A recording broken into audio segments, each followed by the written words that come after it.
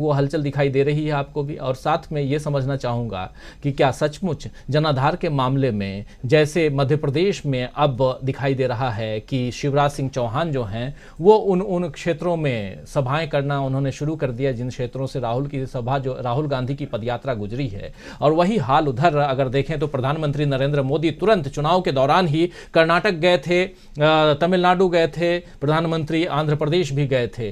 तो इन राज्यों में जाकर के और केरल भी गए थे। 4 राज्यों की यात्रा अभी पिछले 15 दिन के अंदर उन्होंने की थी, अगर आपको याद होगा। तो क्या एक अंदर का जो भय है वो सामने आ रहा है, उभर के आ रहा है, और राजनेताओं में होना भी चाहिए, तैयारियां भी होनी चाहिए, लेकिन समीक्षा के रूप में आप इसको किस रूप में देखते हैं एक समीक्षक के नाते? देखिए राजीव जी, निश्चित रूप से जो पार्टियां होती हैं वो चुनाव की तैयारी करती हैं, लेकिन एक सरकार भी होती है। क्या इस देश में सरकार है? और सरकार है तो वो अपना काम कर रही है या केवल सत्ता में काबिज रहने के लिए वो केवल प्रचार कर रही है? मुझे लगता है कि वो प्रधानमंत्री से ज्यादा प्रचार मंत्री। निरंतर गुजरात और इस देश में चुनाव तो बराबर होते रहते हैं, बहुत बड़ा लोकतंत्र है, दुनिया का सबसे बड़ा लोकतंत्र है, तो चुनाव तो वहां ऑब्वियस है कि बराबर चलते रहेंगे। मनमोहन सिंह साहब भी प्रधानमंत्री थे और हम लोगों ने कभी ऐसे नहीं देखा कि इस तरह से प्रचार वो करते रहे हों। हाँ, कांग्रेस पार्टी अपना काम करती है, एक सरकार होती है, दूसरी तरफ पार्टी का पूरा संगठन होता है और संगठन का ये दायित्व होता है। मसलन नड्डा साहब हैं तो उनकी अपनी तैयारी चलती रहेगी, लेकिन आज की तारीख में भारतीय जनता पार्टी का मतलब नरेंद्र मोदी रह गया है, और इसीलिए नरेंद्र मोदी उस पर लगातार काबिज रहने के लिए, उस पर पकड़ अपनी मजबूत बनाए रखने के लिए भी ये चीजें निरंतर कर रहे हैं। अब जो राहुल गांधी की यात्रा है, उस यात्रा के सांस्कृतिक मायने तो सामने आ ही रहे हैं, बेशक उसकी राजनीतिक मायने भी, और इसी बीच एक प्रदेश में सफलता मिलना, और सबसे अच्छी बात यह है कि बुनियादी मुद्दों पर सफलता। जो 2-3 बड़े इश्यूज थे वहां पे, ओल्ड पेंशन स्कीम का, सेव के व्यापारियों का, या आपके जो सेना में भर्ती का, इन मुद्दों पर कांग्रेस पार्टी ने बेहतरीन तरीके से वहां पे प्रचार किया। प्रियंका गांधी ने कड़ी मेहनत की, निश्चित रूप से मुझे लगता है कि जीत का श्रेय उनको बहुत कुछ जाता है, और उसके बाद उनको एक सफलता मिली, बड़ी सफलता है। सॉरी, लेकिन आपने जो उस नए नवेले होने वाले पत्रकार के इंटरव्यू की बात की कि उसको मालूम ही नहीं है कि इस देश में, हिमाचल प्रदेश में भी चुनाव हो रहा है। अगर परिणाम कुछ और होते तो ऑब्वियस है कि उसका भी प्रचार होता, फिर उसको दबा दिया गया।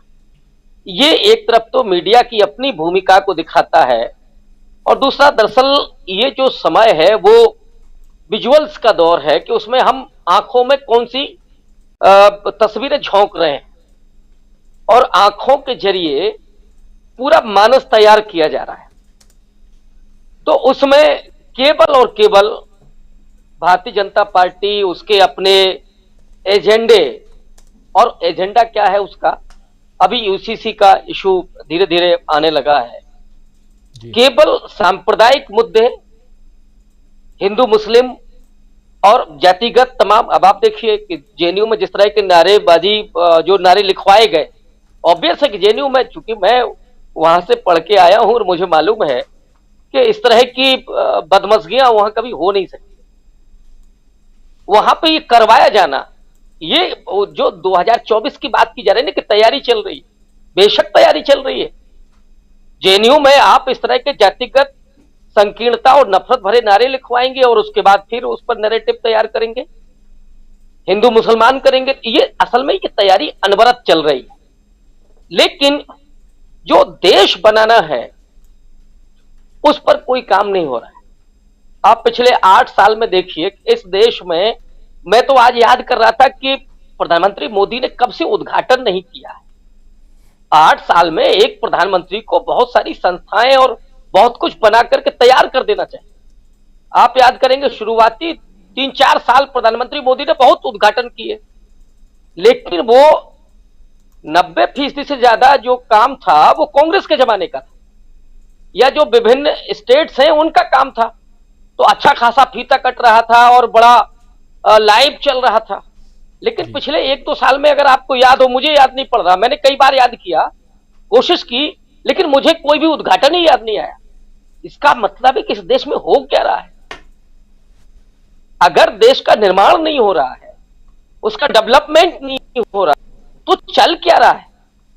और जो चल रहा है, जिससे देश को तोड़ा जा रहा है, उसको जोड़ने के लिए ये यात्रा चल रही है और उसके वो दृश्य भी दिखाई पड़ रहे हैं आपको राजस्थान में, मध्य प्रदेश में, कर्नाटक में। और निश्चित रूप से के खेमे में वो बेचैनी है। वो भले ही अब 56 को 156 में कहें, वो मैं अभी थोड़ा सा कैलकुलेशन कर रहा था, तो 1 इंच से अब 156 सेंटीमीटर मुझे दिखता है वो। तो अब ये आप कारीगरी कर रहे हैं और ये के जरिए आप दिखाए कि नहीं साहब, गुजरात ही हिंदुस्तान है। हो सकता है क्या? मोदी, मेहुल चोकसी सब आपने रफू चक्कर और वहां पर जिस तरह से मोदी जी ने कहा कि आप बाकी ये देश अनाथ है, अगर गुजरात से ही मोदी जी हैं तो देश पूरा अनाथ है क्या? तो ये समझते हैं कि इस देश के प्रधानमंत्री हैं। लेकिन जगह जगह उन चीजों का इस्तेमाल करना ये मोदी जी को बखूबी आता है। लेकिन राहुल गांधी को या मैंने और किसी विपक्ष के नेता को इस तरह से नहीं सुना कि भाई ये मेरा है और ये उसका मतलब है फिर नहीं है। बहरहाल ये जो दृश्य आप दिखा रहे हैं कोटा का, जो नौजवान है जो तैयारी कर रहा है, उसकी उम्मीदें किधर है? मोदी जी आ जाएंगे तो मुझे नहीं लगता है कि वो आएगा देखने की, क्योंकि वहां वो नाउम्मीद है। इसलिए एक करवट तो पैदा हो रही है और उस करवट से ही ये बेचैनी आपको दिख रही होगी कि जहां वो पूरे खेमे में अब नड्डा जी क्या मुंह दिखाएंगे हिमाचल के बाद। और आने वाले वक्त में अगले साल मुझे लगता है 9 राज्यों में चुनाव है और उसमें 2-3 राज्यों को छोड़ दीजिए तो कांग्रेस और बीजेपी आमने सामने है। राहुल गांधी की यात्रा का जो असर अब दिखेगा उन राज्यों में, अभी तक मैं गुजरात पर नहीं समझता कि उसका विशेष असर हुआ है। हाँ, कुछ जगह गया, लेकिन मोदी जी का अपना जो व्यक्तित्व है उसने काम किया। अब जो असर जाएगा, और ये असर तब होगा जब कांग्रेस पार्टी का संगठन उसको वहां पर लेकर के जाएगा। इस सिर्फ इससे नहीं होगा कि राहुल गांधी चल रहे हैं इसलिए वो असर हो जाएगा। इसको बदलने की जरूरत है। आप उस नैरेटिव को पैदा करें और उसके बाद ही आपको वो परिणाम भी दिखाई देंगे। इसलिए बीजेपी में ये बेचैनी होना स्वाभाविक है और वो इसकी तैयारी करें, ये भी स्वाभाविक है। इसका तो हम सब उसका स्वागत करेंगे, लेकिन वो सरकार भी चलते हुए दिखना चाहिए, सिर्फ प्रचार नहीं। हम लोगों का आग्रह ये रहता है। जी राजीव जी। जी जी, बिल्कुल बिल्कुल, सरकार भी चल